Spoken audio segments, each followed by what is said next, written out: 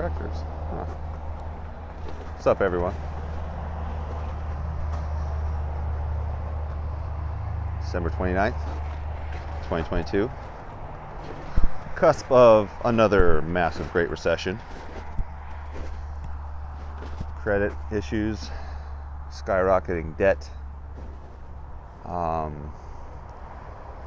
nasty milieu of moral crises, mostly surrounding the conflation of gender and sex as somehow different. You know, typical satanic attacks where relativism is pushed on people, and how dare you not join in. Anyhow, today's subject, Mystery Babylon.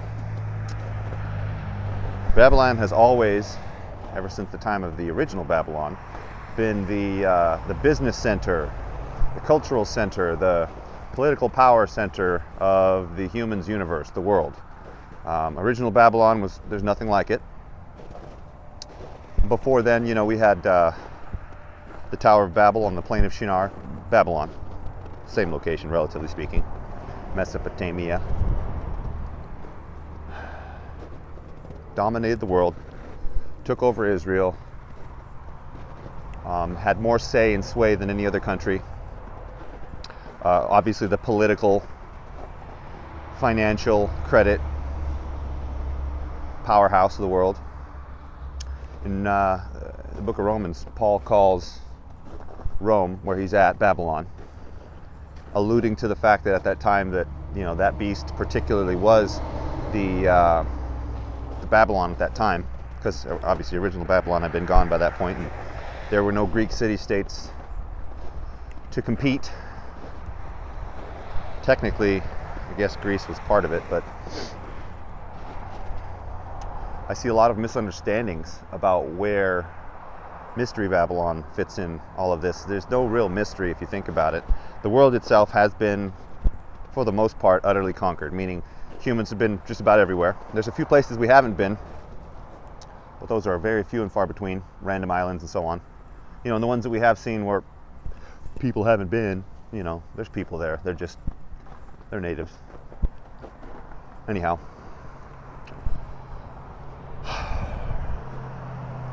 Some folks like to call revived Rome and Babylon one. The problem with that is Revelation 17 describes that the 10 horns basically revived Rome along with the Antichrist as its leader, grow to hate Babylon the harlot, and eventually bring about its demise.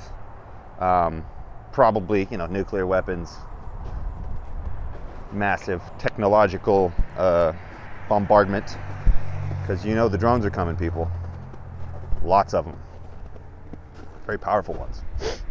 So Isaiah obviously was talking about the original Babylon, but then later on he makes reference specifically to a future king of Babylon that, you know, didn't exist at then. Gog and Magog, the land of Gog, a far off land with a strange tongue. And eventually towards the end of the description, he goes out of his way to point out that, you know, he killed his own people, Babylonians probably, you know, because he eventually ends up being the one who pushes the button, sends the drone, sends the plane, sends the bombs, etc., and the whole place gets waylaid. The picture's kind of clear.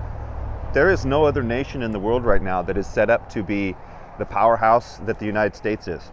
Let's just be frank. It's just the way that it is. In fact, if you look at the Mississippi Basin and the way that the entire, like, 2/3 of the eastern portion of the country are connected, there's no way we don't qualify as a massive city-state. We look like, you know, the Greek city-states, you know, basically just little roads in between each cities, and each city is, you know, more like a cell of a giant creature. That's what we have here, you know. It's not that the United States is technically Babylon yet. There's some certain things that need to happen, specifically the beast's religion, the rising of the beast, you know, the beginning of the tribulation, so on. All those things have to happen for the Babylon that is described as Mystery Babylon to officially exist, but there really is no other option. In the book of Daniel, there's talk about, during the, I believe, second conflict with the king of the south, where ships of Kittim come to the aid of Antichrist. Kittim was ever the farthest reaches of the west back to ancient Israel. So obviously, like Spain and Portugal and so on, those places, far off ports, that's not as far west as things go now. And we've laced the entire globe. So the West, United States, boom, Mystery Babylon. Strange tongue. Our language is more strange than any language ever.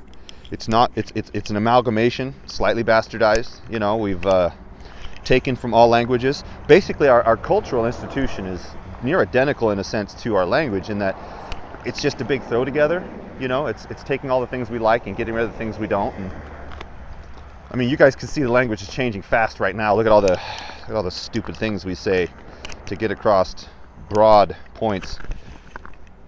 Woke, racist. They all have 1,000 different meanings that are all politically expedient, but not necessarily factual.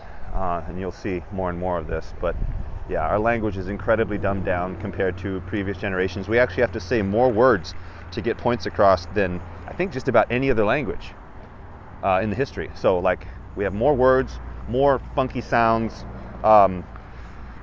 less likeness to anything that's existed before.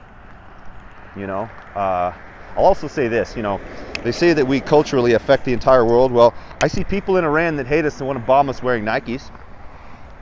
I see some of the poorest outliers in South America wearing baseball caps, jeans. These are all American things. TV, electronics, all these things. We have ever been the bastion of modern technology. So, no, Revived Rome is not Mystery Babylon. Mystery Babylon is a place. Think of Mystery Babylon as the original stepping off point for the Antichrist. He rises to power here. And eventually, King of the South rises up, big war, goes over, takes over the 10 horns, the 7 hills of Rome, however you want to look at it. It's obvious that the original Rome is revived and that Mystery Babylon is somewhere else, but that's the other leg of power for the Antichrist. That being said, there's a lot of things that come along with us being Babylon. We're exceptionally prideful and arrogant, but there's a lot of scripture that says believers will make it till the Lord gets here. And Isaiah, Ezekiel, Daniel, all those guys, they all point out to the fact that even after the Babylonian captivity, believers were still supposed to wake up, rise up, and leave, flee. And the gates will fly open, I'll set you free. And don't look back, basically run like hell. That hasn't happened yet because the Antichrist hasn't decided to destroy its home yet. And that'll be, I guess, the seventh bowl judgment in the second half. That'll be the destruction of Babylon. It's getting cold out here. So, I don't think there's any question. I think there's a lot of people out there that have a vested interest in saying something special, neat, or different and try and get a following. But the truth of the matter is, if you're a Christian in the United States, you're a Babylonian. And my pastor actually would teach that the Babylonians were the likely ones to not necessarily be killed off in mass right away. Yet to be seen if that'll be the case, but I guess that makes sense, Arrogantly speaking, Americans won't want to kill Americans because we're American, and we're like pure pride. So I guess it would make sense that a certain amount of us would be basically just thrown in jail to rot until it's over. Probably slave labor, That, it also points to the fact that, like Daniel goes out of its way, the book of Daniel rather, the Lord describing in Daniel, that there will be those that know the word and that will shine in the firmament forever. And whether they're killed off or not probably isn't necessarily the case, because I would think dying in many ways will be easier than actually making it all the way to the end and suffering through the privations of,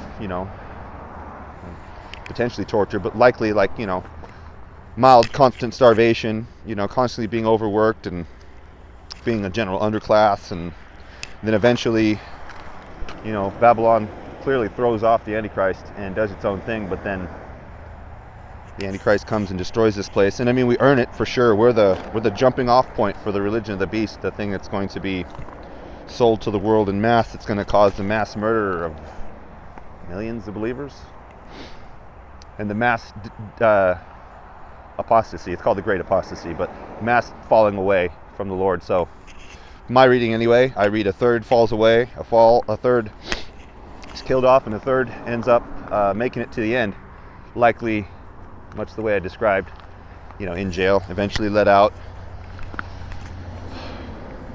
What does that mean for all of us? I don't know. We each have individual parts of the plan, but it pays to get ready. It pays not to be blind, and it also pays to understand that although, yes, the United States, in my opinion, is Babylon and likely to be Babylon ultimately, that it hasn't happened yet. So, that being said, I guess my perspective would be it's not wise to leave. It's a stupid idea to think that you're going to get away with living anywhere else, because, all of the Matthew 24 and 25, all the betrayals and whatnot, that's going to happen in countries where the government's just basically going to jump in and do what it's told.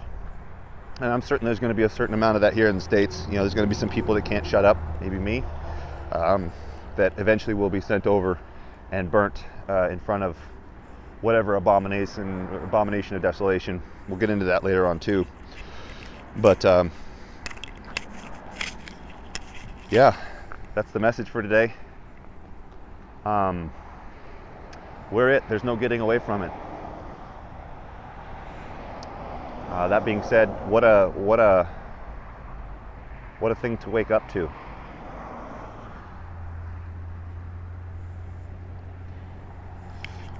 Let's all be forgiven. Let's all pray. Let's all start focusing. Let's get on it, people. This is not stopping. It's only speeding up. You know this. You wake up every day and you see more and more madness, and you can respond with apathy like the rest of Laodicea, or you can wake up. Wake up.